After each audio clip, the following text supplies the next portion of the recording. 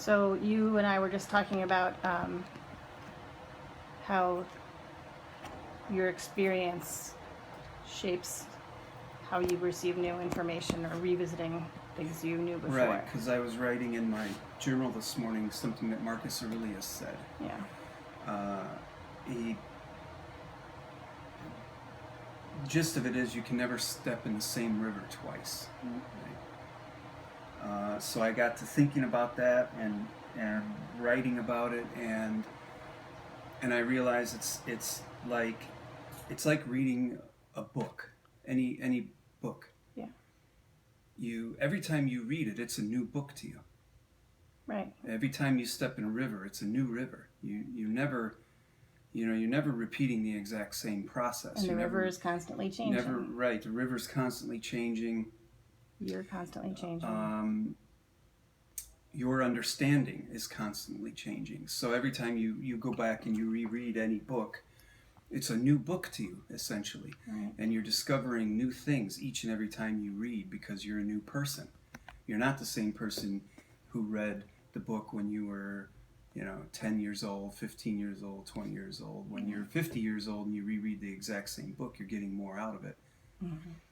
And then it occurred to me, wow, this is just like the forms of Wing Chun when you're training, right?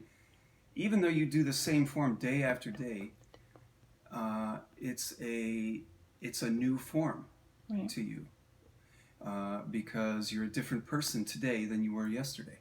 Right. So now the form is different to you. It means more to you. Maybe you make a discovery about the form that you didn't make yesterday. Why? Because you're a new person today. You're looking at it and approaching it from a whole different level of experience than yesterday or a year ago, right? So this is why daily repetition of the forms is so important. Because every time you repeat it, you're learning more, you're teaching yourself more, the form is speaking to you more. And as those years go on of experience and practice, you go deeper and deeper in your training, in your practice. So why is daily training of the forms important? That's why.